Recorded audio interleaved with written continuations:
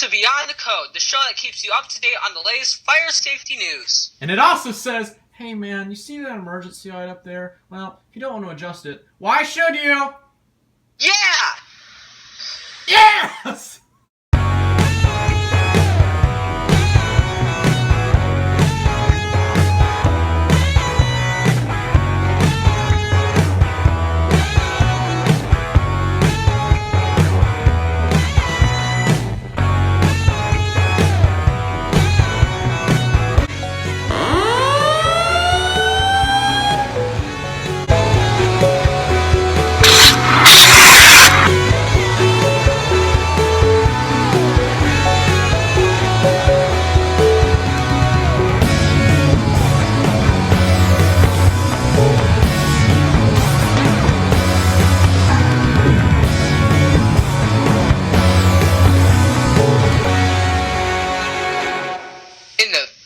First episode of Beyond the Code. Today I'm joined by exit lamp fixture, fire alarm, UL listed, fire marshal inspected, CFL listed, very safe exit marking unit combination 250 himself.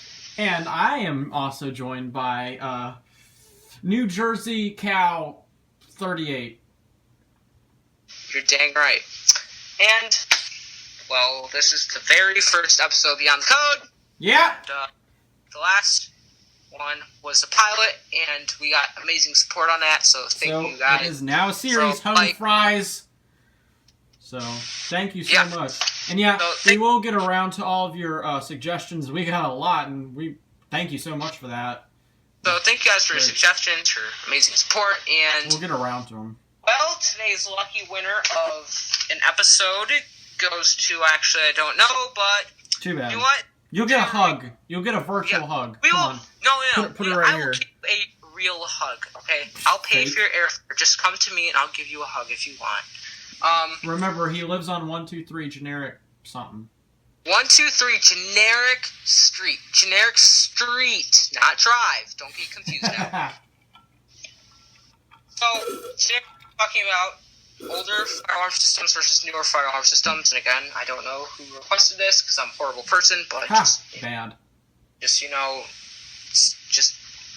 don't know, tell me and get a hug. And we're gonna talk. New versus old systems. Who's the simply better one? Yep, and we're going to be talking about the pros and cons. And before you click off this video, because we sound like a bunch of idiots, we're gonna into it. So let's start with the pros of older systems. We're going to start with older firearm systems, and mainly there. I don't know what did we say? 70s, 80s, 90s. Oh, I'm sorry. The term older firearm system we're going to be talking about is late 70s through mid 90s, late 90s. We're not going to be really talking about coded systems because that's a whole different. We're going to be talking about panel-based systems, mostly. Actually, all of it is. If you don't want to hear that, then I guess click off right now. Wow, right. Very spicy. I know, I'm professional, I promise. Pros. First of all, that's what they want you to I think. have better at grabbing attention audibly. I feel like that older mechanical horns were better at grabbing people's attention rather than like a wheel-lock MT set on beep, beep, beep, beep, smoke alarm. It blends in too much with, noise, and I feel like mechanical horns can split through there better. They're more prominent. They're just more commanding. Like, think about it. Do you think people are going to evacuate? Who's more likely to, or are people more likely to evacuate at the tone of a wheel-lock MT that has a really high-pitched screeching noise, or a mechanical horn, which sounds like it's urgent, not just, you know what? Mechanical horns are kind of like, get out of the building now or you're going to burn, okay? You're going to burn! In Satan's house. But, I feel like, I don't know, some of the newer horns are kind of like, you know what? Get out of the building when you want. It's whenever. Just take your time. It's all about you. It's completely your choice. And I don't like that. Yeah, and also, most of the stuff back then was a much higher quality metal. So much better than today. Now it's like, what? Cheap Yeah, if you notice that most of these alarms in front of you, except for that one, the UHN, they're fully plastic, and I really don't like that because the build quality is all gone down. Fun fact: those two are plastic, and that's metal. I'm not a big fan of stuff made in China. A few things are made in Mexico. Well, but think about it. Avocados from Mexico. Shush. I feel like metal stuff is more impact resistant and, less prone to breaking. In a way, we'll get to that later. Nothing's proprietary. Everything works with everything, meaning you can slap a Federal signal horn in place of a Faraday horn if it ever broke. You don't need to worry about, we need to get this brand because this brand won't like the sync protocol. Or this brand will fry this. Yeah, I know people have had troubles with their firelight panels where they'd hook up a specific older horn. Actually, not older, any horn, and it's fried their knacks, and that's no fun. It's not up to code, is it now? ExitSign250. Hey. Faster activation times from automatic stuff, which is good. Unlike more today is more, takes a little bit time with addressability and everything. Yeah, think about it. With the older systems, it'll smoke will activate within that same second. The system's probably going to go off, and response time is everything when it comes to a fire. So it's very, very, very important. Exactly. And companies actually cared about safety, unlike today. I mean, maybe there's a few, but now it's kind of save money, live better. That also kind of ties into build quality because we're cutting. Now the companies are starting to cut corners, make their alarms out of cheaper plastic just to get more money, and they're less focused on safety. I feel like and more focused on making a quick buck because the industry exists, and that's not what I really want. Do you want that? No. When you pull it, look at this. You see this BG10? It's not a BG10. It's build quality. It's so bad that if you tighten too much, it might cause a false alarm. That's a perfect example of horrible build quality. Firelight. So toasted. Hey, your frosted mini wheat. Anyway, so the cons of older systems is... Wait, that's copyright. We can't say that. Mini toaster patties. You didn't hear that last time. All right. Frosted. So, hey, the cons of last time. What? Their ADA wasn't a thing, and there wasn't a lot of codes. Not a lot. Okay, so a lot of times with older systems, so if you don't know what ADA is, Americans with Disabilities Act, basically, it's saying that some dude in a wheelchair should be able to activate a firewall a normal person does. A lot of times with older systems, you'll see pull stations mounted 6 feet above the ground. And they might take 20 pounds of force to pull. Yes, so newer codes are I think it's 48 to 54 inches above the ground's the max. Yeah. And less than 5 pounds of force. And I'm looking at you, Gamewell M69, the hardest pull in a pull. You get 2 claps for being the hardest. It doesn't even get a clap for me. Anyway, so also, more systems were generalized because it was zones, and also mechanical equals failure because it's a mechanical device that vibrates that can fail, unlike modern stuff. Think about it. Horns back then were solely based upon a piece of metal striking another piece of metal. If there's stuff moving, it's bound to fail. Mm-hmm. The same thing with generalized stuff. It's if there's a fire and we only have 2 zones, then oops, and it's a 4-story building, then whoopsie. Yep.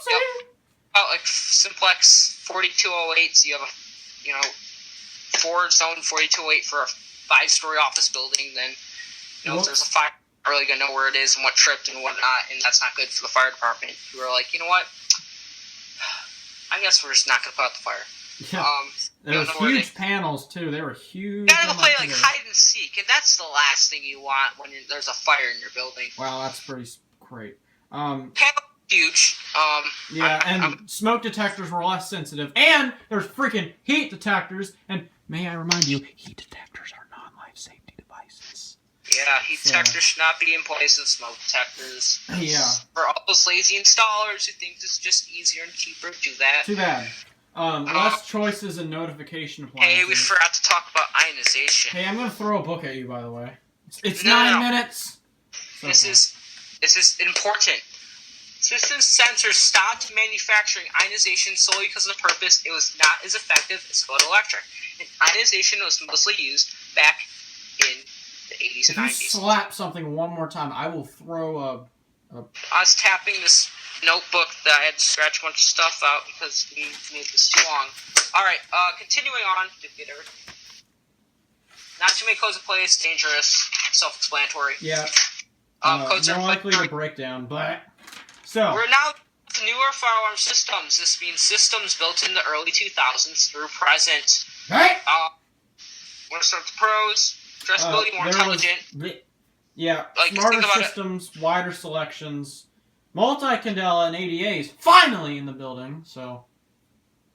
That means you don't need to go out and buy a separate model for this candela. You can just buy any model and select it yourself. Yeah. Addressability, and more coverage, too. More coverage, more codes, and it's pretty much safer overall. Addressability, more intelligent, meaning you have preciser points, more points on a system. You know where everything is generalized. Microprocessor-based. This is a huge one. Back in the day, I forgot to mention this, panels were huge and they're slow and they're... Hey, sorry, we did mention that. But, what? We did mention that. Did you already mention that they were relay-based? Yes.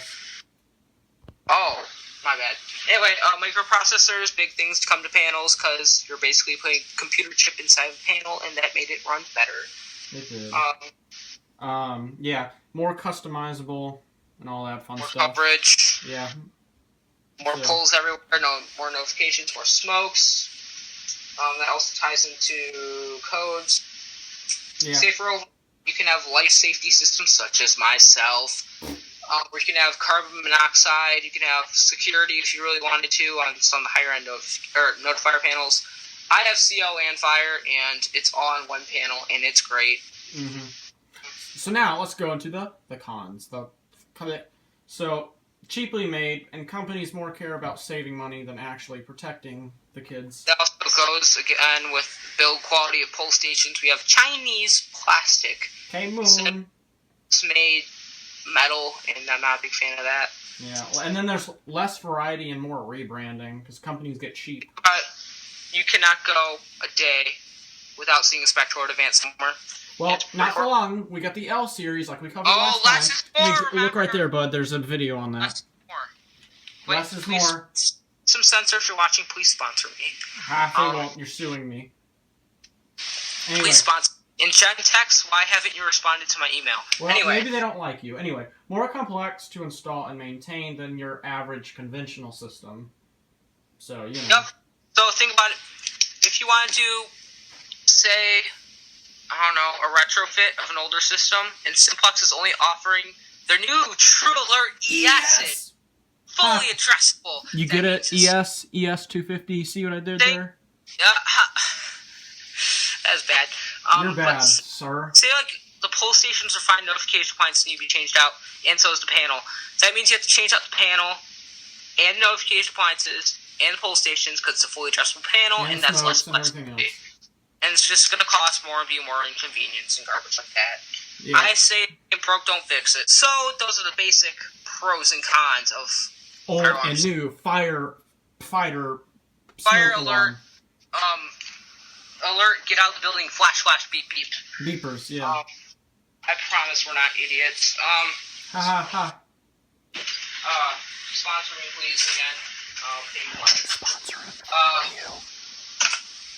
Anyways. Right, so everything I have to say about it, these are all just our opinions, and for the most part, don't get. We made this list at 1 a.m., so don't get heated if you don't agree with us on something. It's just our opinions. See what I did there? See, get it? Yeah. Fire. Also, today's episode was sponsored by HK Built Better Batteries and more. Thank you for sending me a dead battery in my generic emergency light. I appreciate it so much. He does, actually. So, closing remarks. less equals more. No, it doesn't. System sensor, stop reskinning your products. Oh. Simplex, We also talked about that in the last video. More ads. Get rid of your Triller ESs. No one likes them. It's going to end up like the 2120, sitting in the back of the warehouse, not being used. Huh. All right, so we're going to end it here, guys. Thank you guys for watching. Thanks for the support. Yeah, leave your suggestions in that little box.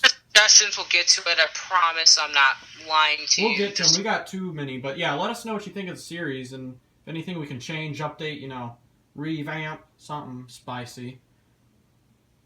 And we'll listen to your comments, take them into consideration, make an episode, and... We love your feedback, yeah. Get your and name... Then, like we said in the pilot, this is your series, remember. You can control it, not... We're kind of as a give back. But less equals more. Oh, yeah. Simply And this episode is also sponsored by the ExitSign... No, I'm sorry. I'm forgetting the brand, but the Sign Out series. The Sign Out series of ExitSigns. I'm so done. It's by Chloride. I can't stand that name. It's by Chloride. It's like easy. Easy. Why does that exist too? I'm so done. But thank you guys for watching. I'm NJMove3652. He's Easy250. And we'll see you guys in their video. Alright. I'm gonna put him out with a CO2 fire extinguisher. I just threw a bottle and a notepad at my setup. Well, that's okay.